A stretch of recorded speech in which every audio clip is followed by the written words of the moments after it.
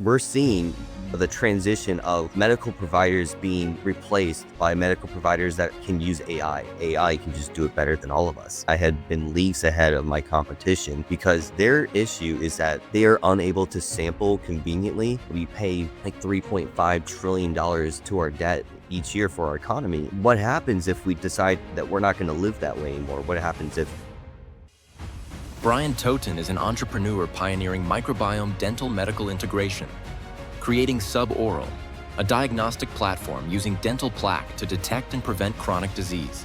we're going to be developing a way to detect chronic illnesses and inflammation using dental plaque as a proxy. This is going to allow us to develop our algorithm and then begin testing patients. Don't know if society will be ready in the timeline. We're going to probably struggle in the next 20 years, but I do think that we can actually get there once we consider.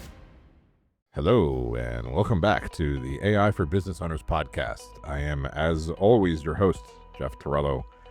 With me today, my guest is Bryan Toton. Bryan, good morning to you. Tell us about you. What do you got going on? Hey, good morning, Jeff. So my name is Bryan Toton. I'm the founder and CEO of Crown Biome. We're building the bioinformatic AI infrastructure for dental medical integration. And what that means is we're going to be developing a way to detect chronic illnesses and inflammation using dental plaque as a proxy for chronic diseases to replace stool and saliva sampling. And our goal is to integrate our algorithms within the electronic health records of telehealth services. And this is going to optimize AI's ability to actually provide the diagnosis as well as better intervention models and even referrals within the interconnectivity of the electronic health records itself. Either you're building or you've built, and you can tell me where I'm wrong, but that's fine. A diagnostic that doesn't require an actual, is it using imagery? We're using the microbiome. Oh, the microbiome. Okay, so you're taking a swab or something and then analyzing. Is that what happens? Yeah, that's correct. Yeah, so we're using dental plaque microbiome. We're doing next generation sequencing of the microbiome to determine all the bacteria, fungi, viruses associated with dental plaque microbiome, and then correlating that to specific levels of inflammation and also chronic illnesses that you may have. That is super interesting. Okay, so what now I have like 15 million questions that probably aren't all that relevant, but let me start with this. What's the time frame for that? So from, there's a swab to get the right material, and then what's the sequencing from there? How long does it take to get back a result? Yeah, so the beauty of this is this that, you probably go to the dentist twice a year, like most Americans do. And so it's going to be routine for you to actually just go to your normal hygiene appointment twice a year. And during that appointment, before you even get your teeth cleaned, the hygienist is actually going to sample using a paper point, very painless, rapid, your dental plaque, and is going to be captured in a biosampling vial, be sent to a laboratory, and that is where the sequencing will happen. It generally takes about 2 weeks for the report to be sent back. And the report, because we're going to be integrating our algorithms within the API of the electronic health records, that report will be sent back immediately. So that way you can actually work with your dentist to observe your microbiome profile and also your disease risk assessment. And then based on that, you can actually use the electronic health records to provide you with referrals based on your diagnosis. And this is where AI really plays a huge role, is that it's able to process that information a lot quicker and then be able to recommend specific physicians, even dietary regimens, customization of herbal products, pharmaceuticals. It will all be captured and provided with the best case intervention model for a patient based on their health insurance. Okay, that's pretty cool. So just to summarize what I heard you say there, at your regular visit, the swab will be taken, the results will be sent back to the dentist. Assuming things are benign, they can track that historically over time. So if things change, they'll have that information to change. So cool. If there's something to deal with, they'll have the ability to deal with it. Now, the question I have there is the AI doing the analysis of the information from the sample, or is the AI doing the sort of the recommendations and the what to do from the result set? I didn't ask, so I don't know where it is. There's two different types of AI. So there's going to be AI associated with the machine learning process of our algorithms. And so the machine learning is what is going to be the most comprehensive part of the analysis where we are building an algorithm from a large data set that we're pooling from. So every time a sample is taken, we're actually stripping information from the electronic health records and building data sets that way. So that's one way that we're using AI. The second AI is not something that our company is working on, but rather the integrative electronic health record platforms Okay. other companies have. And so our goal is to optimize those systems using our technology. So there's multiple electronic health records like, Epic Health, Teledentix, Dentrix. Our goal is not to invent our own, but to rather optimize what is already existing. Makes sense. Okay. So you're going to do all the work on the analysis result side, provide that to the EHR. It's going to use your analysis with the rest of its inbuilt AI stuff to then come up with treatment recommendations, et cetera. Exactly. That's Yeah. exactly right. Okay. No worries. Cool. Got it. It's a fantastic use case. It's not a use case I ever would have thought of, but of course, that's the whole point. The whole point is to find these amazing use cases and amazing things to be doing. A couple questions. Let me go back a little bit, right? How did you get from wherever you started to, you didn't obviously start yesterday with, hey, I'm going to do AI for plaque analysis. So like, there's got to be some sort of a path. Give me a little bit of history. Yeah, so I grew up wanting to be a dentist, and Okay. during my undergrad, that's when I really started learning more about bioinformatics, specifically just like learning about human biology, chemistry, and biochemistry. Like I got 3 degrees for my undergrad, and then one day I decided I need to be an engineer instead, and I really stumbled upon the microbiome during entrepreneurship classes. It was like the right time. Like microbiome did not really begun like that long ago. It's only been around for like maybe 10, 15 years that we've been really understanding the microbiome and just how diverse it is and the interplay within your health. And so I started learning more about the microbiome, and I was in a class when we had to come up with a business proposal for a bioinformatics provider. And that's when I actually came up with suboral, which is the dental medical integration model for using dental plaque for chronic illness screening over a period of time. When I met the founder of teledentics or virtual dental care, Dr. William Jackson, and he actually told me about integrating the algorithms within the electronic health records that they have. And that really just opened up the door of like what this would be. And before I knew it, within 2 years, AI was on the scene. I'm like, if we are using AI to pull data to actually translate data into information quicker, like a lot quicker, and then be able to customize all these solutions. It really made a lot of sense that I was really on the right track and I had been leagues ahead of my competition, because their issue is that they are unable to sample conveniently and routinely, where I open up the door of like providing the same metrics, or if not better metrics than stool sample, but within the convenience of you're not even going to a different appointment. You're already going to the dental office to get your teeth Mhm. cleaned. And so you can get Yeah. your teeth sampled, your dental plaque sampled every 6 months. And that's going to provide you a really consistent microbiome profile that you can track your health over a period of time. That's really cool. Okay. There's a couple pieces I want to focus on there because I think it's germane for the audience of the podcast. I don't want to give away, I don't want you to do any proprietary stuff. I want you to keep things generic. But I'm curious, you had the idea, working on the different stuff, decided to, shift around a little bit from your perspective to get to the right place where you could pursue the idea. All that makes sense. I think it's logical.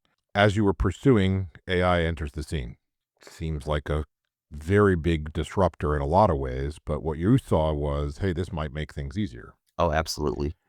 which is cool. No, that's great. I'm like, this is a compliment, right? That's cool. The piece I want to ask a little bit about in there is, did you have to like go invent a whole bunch of your own stuff? Or is this a case where you had a use case you wanted to pursue and the opportunity existed to take advantage of, we'll say, commercial AI with some updates, tweaks, adjustments, whatever that looks like. Again, I don't want the specifics, to accelerate your path and to go from, I'm going to have to build this whole analysis capability on my own to, I can use the AI to do a lot. Let me find the right way to make the AI do the correct analysis. Which one of those would ended up being the path? It was kind of a complement of both. So there is an element of like individual, innovation that I've had to pursue, mostly with like dental plaque, like doing the sequencing of that and then generating an algorithm. We're still in the development phase. In fact, we're fundraising to develop it. But the thing is, we're we're using pre-existing models of stool sampling, those algorithms, and combining it with ours. So there's already pre-done and pre-existing algorithms that are commercially available that do the same thing that we're going to Ah, do, and okay. now just adding data points to it to really make it more robust. And that way you don't need the stool test to get the same analysis that is so helpful. It's just the inconvenience of getting that analysis makes it almost Right. impossible to do the integration. One angle I recognize there's an innovation in here. I'm certainly not trying to minimize it. I just want to try and grasp the structure. So at one angle, you're performing a similar type of testing, maybe with some enhancement, that would be done from a stool sample, but without the need for the stool sample. So in the end result, the input data ends up being similar. It just comes from different vectors. That's correct. Yep.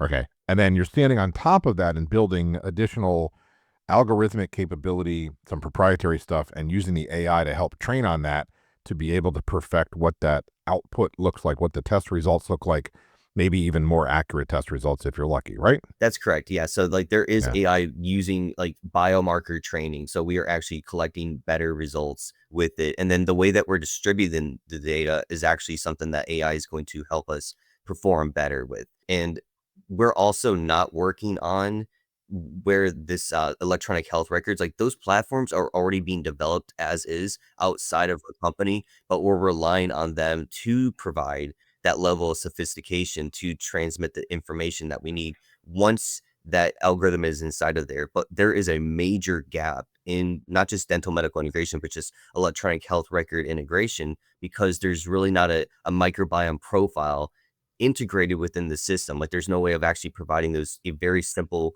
mode of chronic detection and also distribution of that information. So again, there is a lack within that the complete profile of a patient that our company is trying to fill. From the perspective of how you would target this, is the electronic medical record company your customer, or is it the actual, servicing dentist who says, no, I want to add this to my, which way are you going? Or maybe you're doing both. I don't know. Kind of both, honestly. Like the patient is paying for this, but we're going to actually incentivize the dentist to sell this for us. So the dentist, people know their dentist, they don't know me. And so I want them to have a relationship with their dentist and not just think of them as like some drill and fill doctor. They are a doctor, they can prescribe drugs, and they also can provide a medical report given, a patient has something to provide them. So if the patient provides them with a microbiome sample, we send the report back to the dentist. The dentist can then work with the patient and they can customize their medical plan, their dental plan for them, and then be a part of the process of like an interdisciplinary team.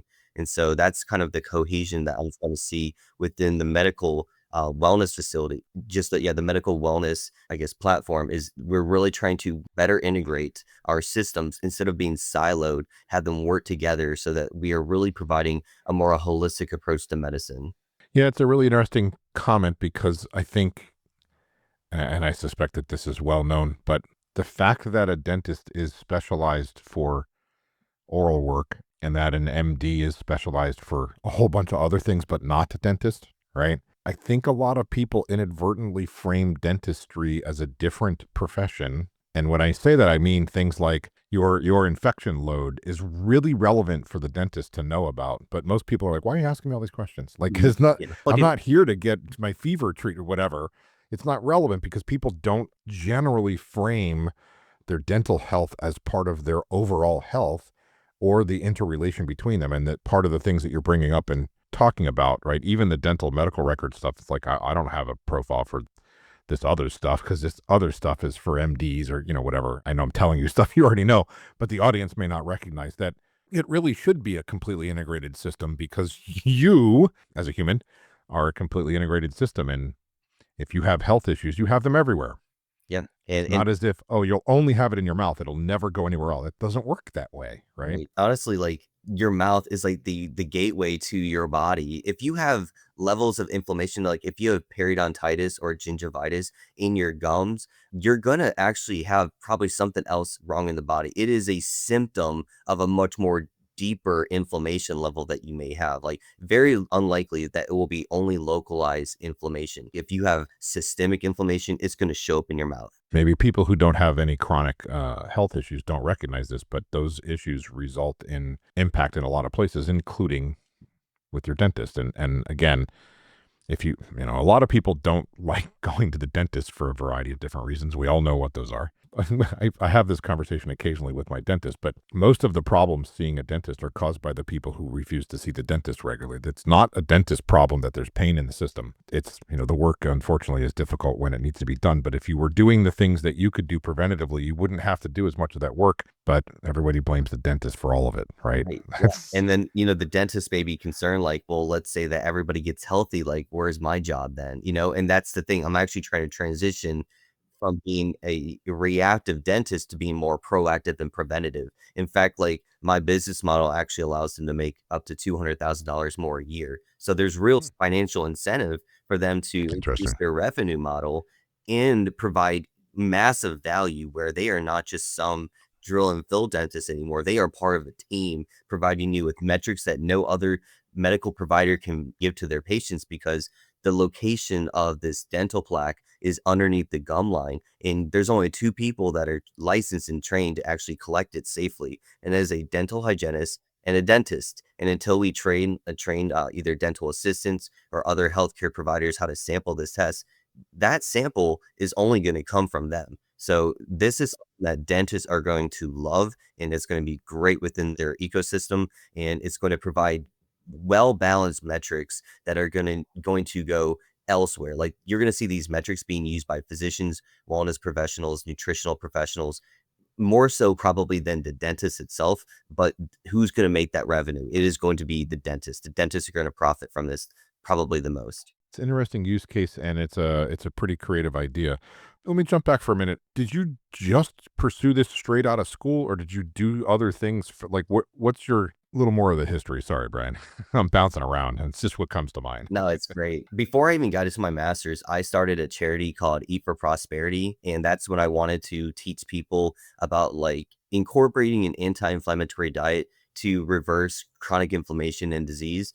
And later on, I actually discovered the microbiome and then even the dental plaque, analysis and crown biome. And I actually came to the conclusion that I can because I want people to be healthier and I want people to eat, healthy so that they can reverse their inflammation and live like me. However, a lot of people just don't have that like level of understanding of like what level of inflammation they may have. And so this is kind of like a really God provided tool that is going to allow me to provide people with metrics of like, this is your level of inflammation. And here's a solution that I am already not charging for. Like, I want people to eat healthy. I already provide it on my website for free of like, this is how you can reverse your inflammation. And I'm going to make that even better over time, better connectivity between the electronic health records of like, here's a nutritional protocol that you can actually begin to reverse your inflammation. So I really want to be one of the leaders in that category as well. So it really started from like a passion of just like wanting to serve others, that technology is now bridging those gaps so that I could do it at a better capacity. Yeah, that's cool. That's pretty inspiring. Where are you in your timeline? You're working on developing some of this stuff. What's your at the moment? What's your plan? I no one has exact release dates, but where are you? So I just finished with the Small Business and Technology Development Center cohort. We actually investigated dental implant microbiome to detect risk factors for like dental implant failure. And I'm currently in the Riot Accelerator program based out of Raleigh.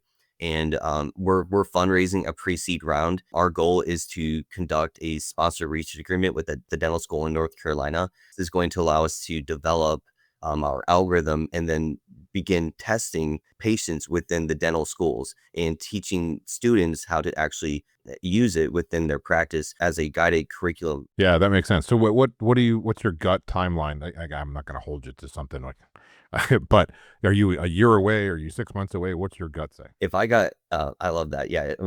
Always trust your gut. And so if I got funding today, I would be ready in 18 months. So I'm projecting about 2 years from now, we will have a commercial ready product. And we do not need FDA approval to provide a disease risk assessment. However, we are going to go for FDA approval just so we can be a diagnostic company, but that's still not required for us to be available for you to go to your dentist to get your plaque swabbed and for us to be able to provide you with that analysis. This is a separate question, a little off the topic, but Are you using AI to develop and build some of the business planning and all the rest of the stuff? Like, are you using the tool to do other work too? It's very limited.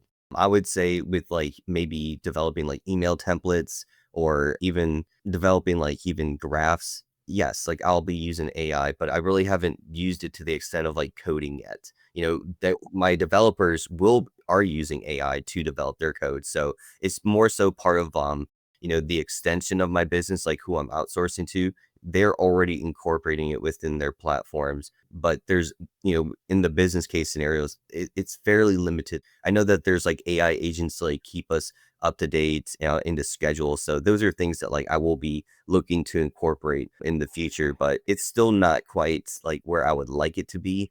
Even though we're still moving in the right direction, I do think it'll be highly useful in the next year or two. Yeah. What do you think? Just for feedback wise, what do you think from your experience at the moment is missing or maybe not accurate enough today? And like if that's ChatGPT or Copilot or whatever, it doesn't matter which one, but I would say just the level of detail and also the level of like understanding of using the microbiome. I'm an expert. I'm a subject matter expert. I understand the sure. microbiome very well. And the first slide of every pitch is, let me teach you about the microbiome. And so that I think is probably the most important aspect, is like for us to be able to train AI to understand these technical terms, and then be able to translate it into lay terms and provide both of like, this is what the technical term is, this is what it means. We're still building those models and being able to like communicate it well. But for the most part, like pooling all that information and distributing it is just something that it's going to take time to continually build out those models. Just trying to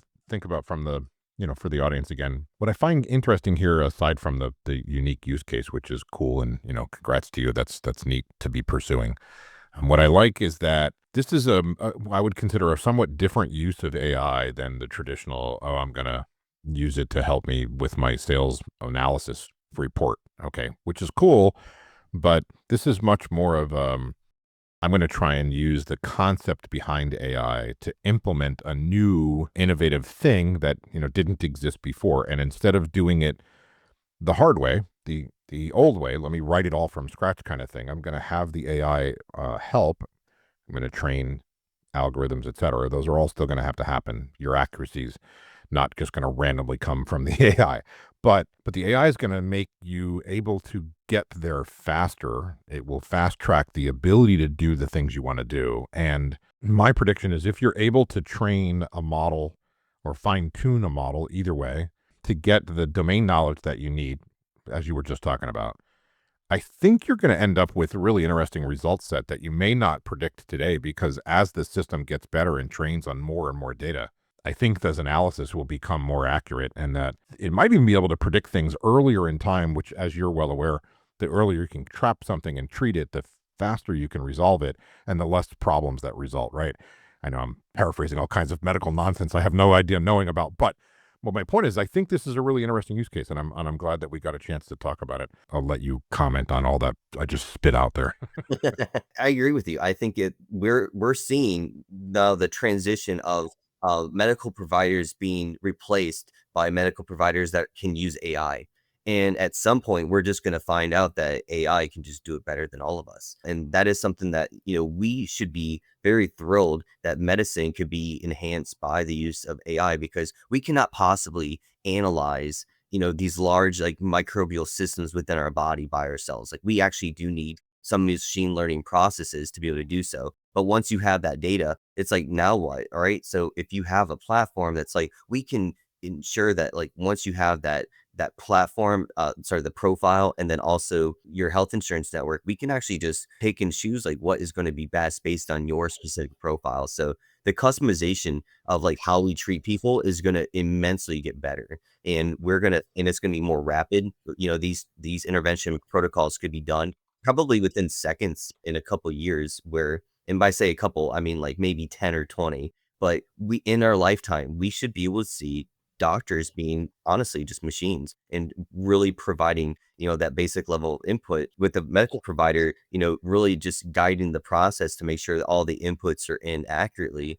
And that way we're really just providing a really cohesive method for, preventing disease. And once that happens, once we have enough people, as that are healthy, then we're going to have a really different model for health insurances to really provide that level of care. Because right now we have 6 in 10 people with a chronic illness, and that's why our health insurance, providers are paying so much, and that's why we pay like $3.5 trillion, to our debt each year for our economy. And what happens if we just decide that we're not going to live that way anymore? What happens if we all and have better health? We're going to have to change the way that we'll have different healthcare needs. We'll invest more money into preventative care and, better nutrition rather than sick care. And so that's really where, we're going to probably struggle in the next 20 years. But I do think that we can actually get there once we continually have better metrics at the individual level, but also at the community level. I actually think that technology will be ready. I don't know if society will be ready in the timeline, but that's always going to be the problem, right? People are a little resistant to change. A little resistant being the facetious phrase. Okay, great. Look, I enjoyed talking to you and learning about your stuff. I'm super interested. I'm a supporter. I wish you well. I want it to be successful. I want you guys to get off the ground and do the right thing. Great. Thank you so much for your time, Jeff. It's been fun. Thanks a lot. It was good talking to you.